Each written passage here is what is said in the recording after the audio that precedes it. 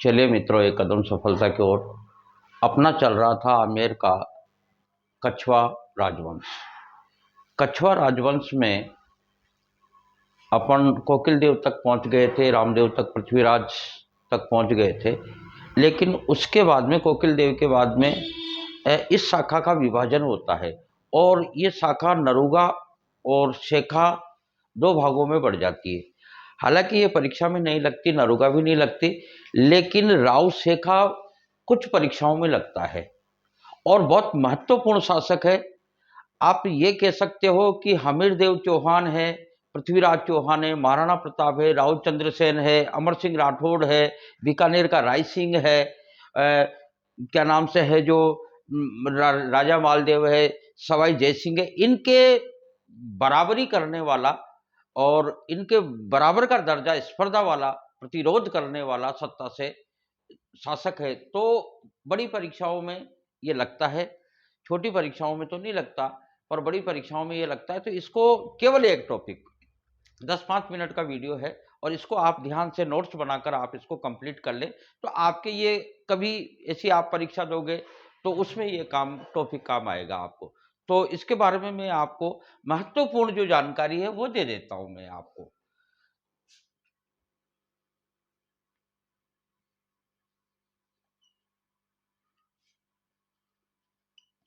कछवाहा वंश, इसके जो मैंने बताया आपको, इसकी दो दो शाखाएं हैं। तो एक तो ये होगी शेखा और एक होगी नरुगा। ये तो आपके परीक्षा में आती नहीं। केवल शेखा ने शेखावाटी के संस्थापक माने जाते हैं।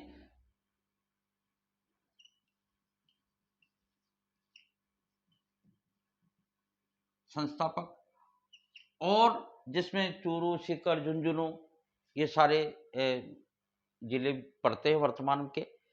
तो शेखावत जो शाखा है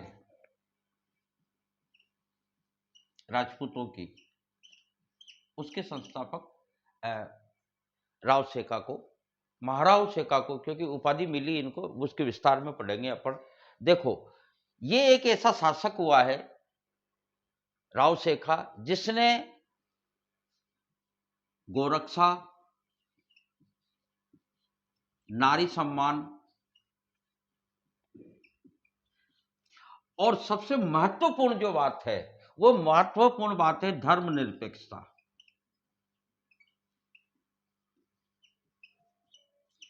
उस समय क्या हुआ था, पन्नी पठान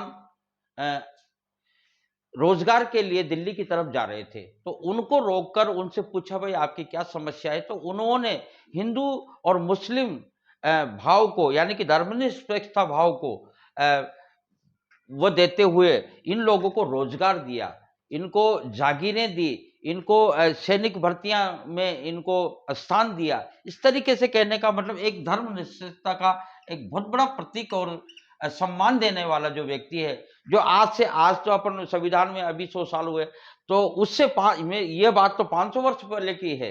तो 500 वर्ष पहले इसने इस राव शेखा ने इस नीति को अपनाया, धर्मनिरपेक्षता की नीति को। तो यहां से प्रश्न पुट अप होते हैं, क्योंकि गौरक्षा, नारी सम्मान और धर्मनिरपेक्षता का जो सम्मान इसने दिया है, तो उसको इसके बारे में पूछा जाता है। अब देखो आप कि इनके जन्म की और कुछ चीजें अपन पढ़ लेते हैं, क्योंकि इनका जन्म विक्रम संवत के आधार पर माना जाता है। वैसे तो मृत्यु भी विक्रम संवत के आधार पर पूछी जाती है और जन्म और मृत्यु दोनों विक्रम संवत के आधार पर पूछा जाता है। तो जन्म इनका है जो विजयादशमी के दिन हुआ है और मृत्यु इनकी आखातीज के दिन हुई है। तो ये चीजें अपन को देखनी है। वैसे तो सन में भी लिखा देंगे अपन, ऐसी कोई दिक्कत नहीं है। तो क्या नाम से है जो आसो सुदी जन्म, आसोज सुदी विजयादशमी, यानी कि जिस दिन रावण दहन होता है, नवरात्रा के बाद जो रावण दहन होता है, विजयादशमी, सम्मत 1490। ये आपको याद रखना है जन्म को लेके।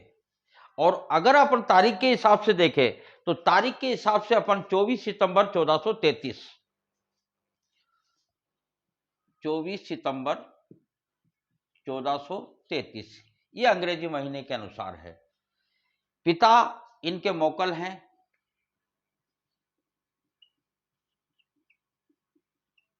बहुत कम उम्र में इन्होंने शासन सत्ता संभाली, लगभग 11-12 वर्ष के रहे होंगे जब इन्होंने शासन सत्ता संभाली, क्योंकि इनके पिता की मृत्यु जल्दी हो गई थी मोकल की। माता है निर्वाण।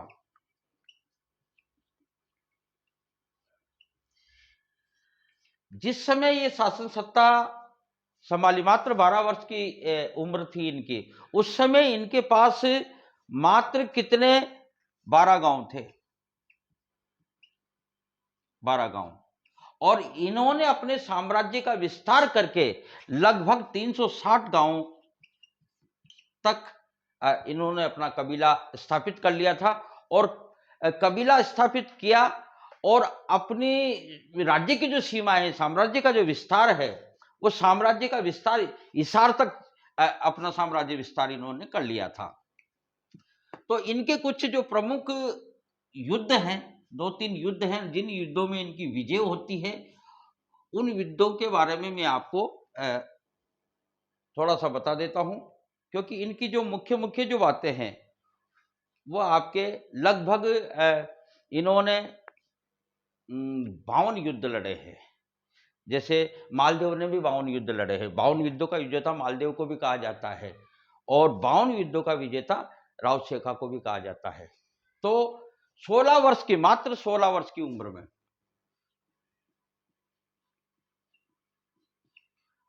पहला युद्ध जो इन्होंने, प्रथम आक्रमण जो किया है इन्होंने,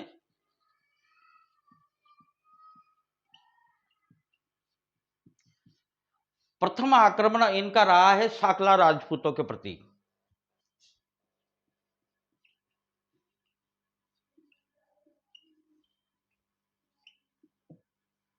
और उसमें इस आक्रमण में ये सफल रहे।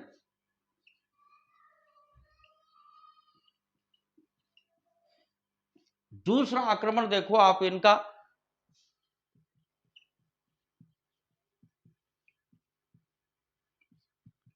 दूसरा आक्रमण रहा इनका जाट राजपूतों पर।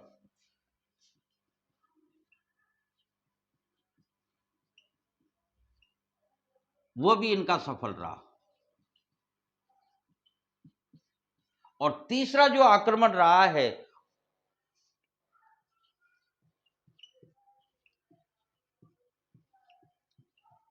वो पन्नी पठानों के सहयोग से, क्योंकि पन्नी पठान आए हुए थे दिल्ली की तरफ, रोजगार की तरफ, रोजगार के लिए जा रहे थे। तो पन्नी पठानों से इन्होंने बातचीत करके इनको स्थान दिया, रहने को नौकरियां दी, रोजगार दिया। तो पन्नी पठानों के सहयोग से करने का मतलब इन्होंने अपनी सीमा का जो विस्तार है वो हिसार तक पहुंचा दिया, यानी कि भारत की अंतिम सीमा तक इनका साम्राज्य का विस्तार हो गया। यानी कि शेखावत शाखा के जो संस्थापक हैं राउत शेखा, और इनको जो उपाधि दी है महाराव शेखा की, जब युद्धों की इस तरह की स्थिति और विजेता रहे तो इनको उदयकरण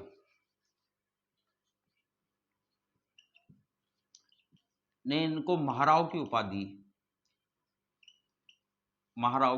दी। अब इन्होंने राजधानी किसको बनाया? राजधानी आमेसर को बनाया इनको। राजधानी बनाने के बाद में, क्योंकि विस्तार बड़ा हो गया था, और विस्तार बड़ा हुआ तो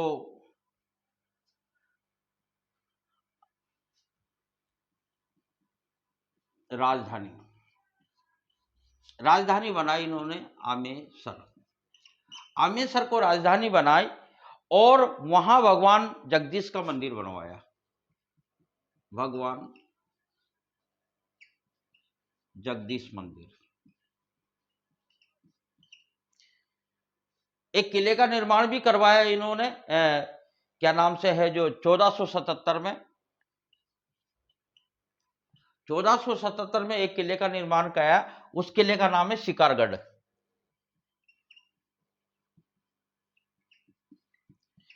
शिकारगढ़ किले का निर्माण करवाया 1400, ये जो राजधानी बनाई 1449 में बनाई, ये थोड़ा सा ध्यान रख लेना आप, यूं है। यानी कि 52 युद्धों का विजेता है ये, कुल 52 युद्ध लड़े और लगभग सभी युद्धों में विजयी रहे। इनकी पत्नी है, पत्नी का नाम है गंगाबाई।